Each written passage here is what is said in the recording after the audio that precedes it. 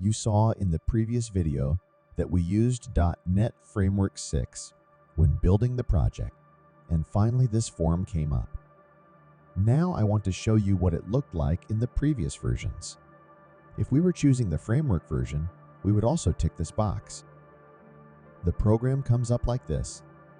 Okay, now in this video I want to give you a general explanation about C# syntax. Let's go to Learn Together. First line is namespace. Namespace is used to organize your code, and it is a container for classes and other namespaces. The name is exactly what you chose for the project. In the second line and the 16th line, you will see the brackets, which indicate the beginning and end of a block of code. Any code written between these two brackets is related to test project. In the third line, you will see a class that is of internal type, and its name is program. Class is a container for data and methods, which brings functionality to your program. Every line of code that runs in C# must be inside a class.